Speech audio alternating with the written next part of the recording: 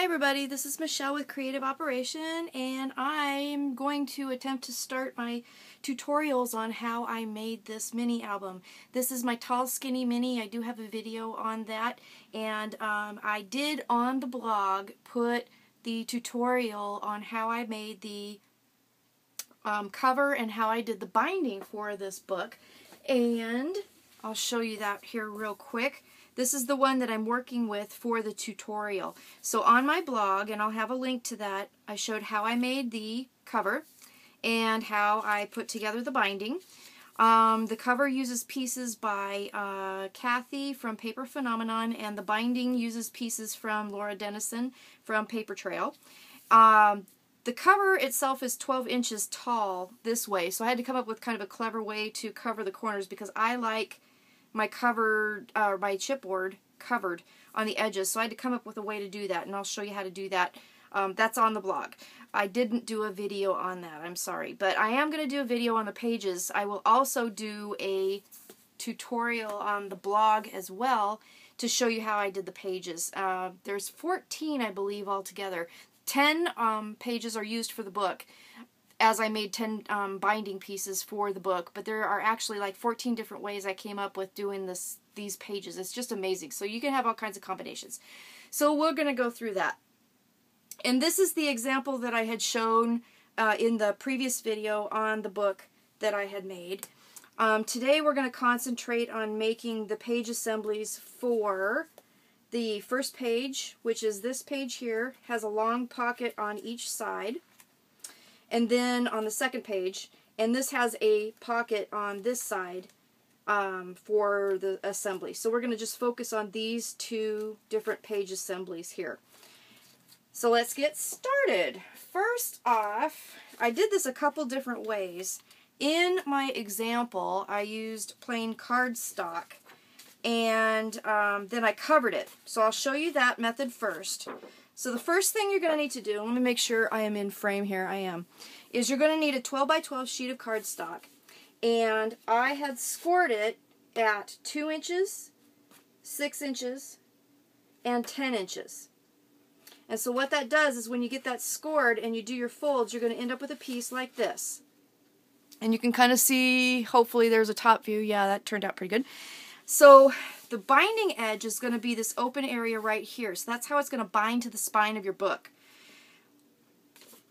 This piece folds up and creates a pocket so you can put stuff in here. And then as you turn the page, you're going to have a pocket on this other side.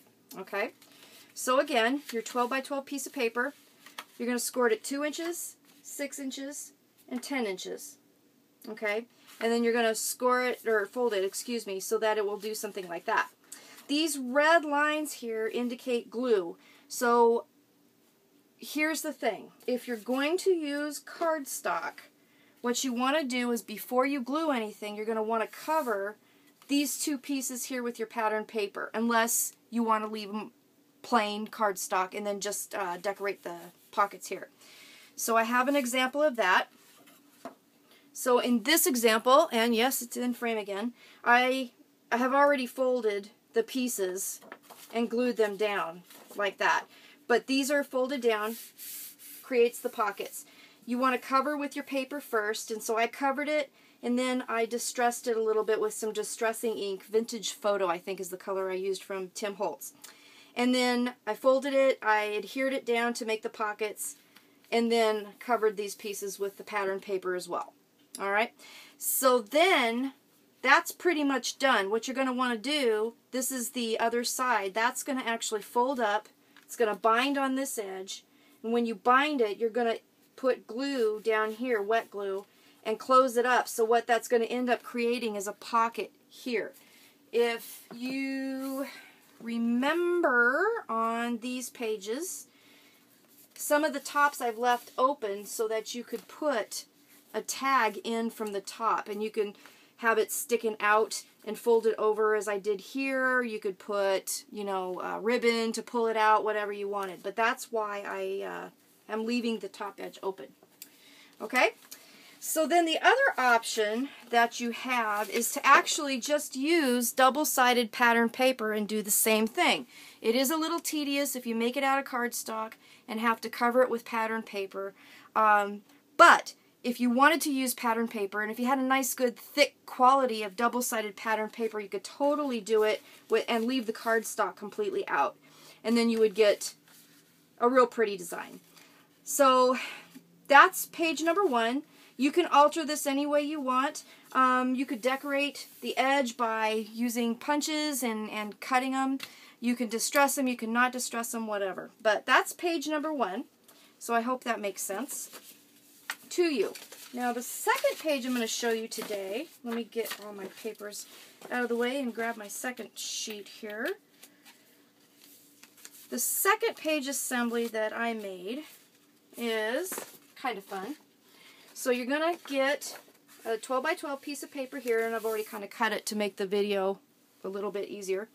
And you're going to score it at 4 inches and at 8 inches. And then what you're going to do is you're going to cut a section out. And I cut along the 8-inch score line down to the 4-inch mark here. So this is 4 inches tall here. And then just cut it off. So you cut this piece out. Now, if you're using cardstock, pattern paper, it doesn't matter. This piece can be saved and used as a tag for something later on when you're decorating, whatever. So then once you do that, again, you're going to want to cover this side with pattern paper if you're using cardstock and if you want to cover it first. Because then what you're going to do is put wet glue on this side and this side, fold it over, and then that's going to create a pocket right there so that you can put stuff in. And then you'll fold this piece like this. This will be, again, how you bind it. And when you stick it to the spine, then you'll put a little bit of wet glue down here again to close it and seal the bottom part of that pocket. So then it'll be sealed down here and sealed here, which will create a tall pocket up here. And then when you turn the page, you'll end up with a pocket here. So my example for that, where did it go? It's right here, is this piece. And again, what I did was I cut the paper, cut the cardstock, just like that. I adhered my pattern paper first, and then what I'm going to do is glue here. And I used some pattern paper to cover the pocket, so that's going to end up being a nice little pocket there.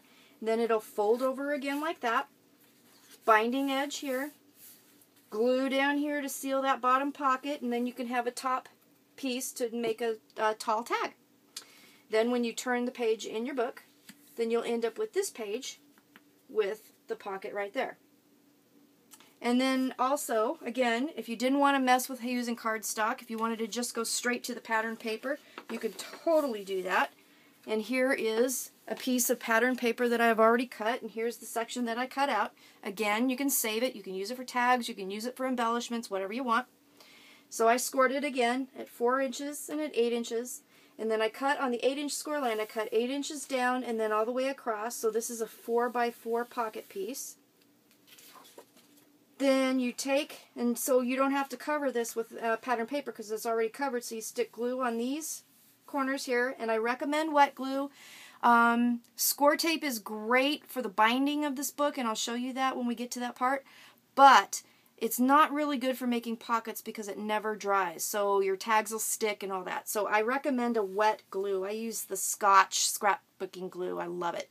So wet glue there, fold it over, creates a pocket, and then when you fold the piece to make the actual page assembly, here's the binding edge here. You'll seal the bottom of that long piece to make the top pocket, and then when you put it in your book and you turn it, that'll be the next side. Again, you can totally do some decorative edge punching if you want.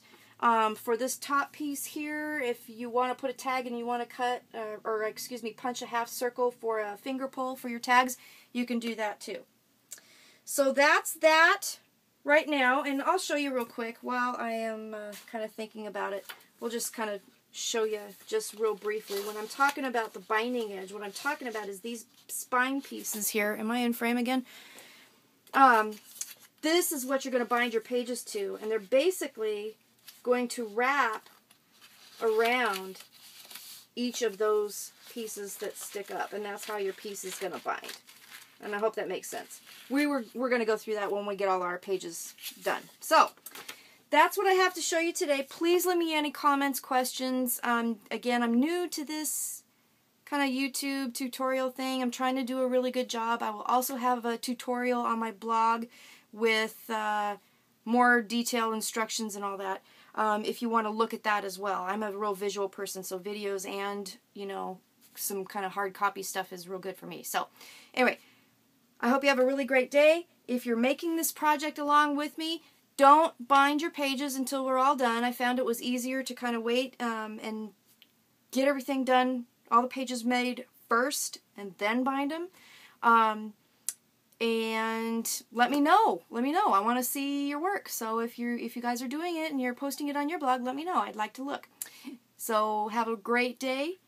Have fun. Stay crafty.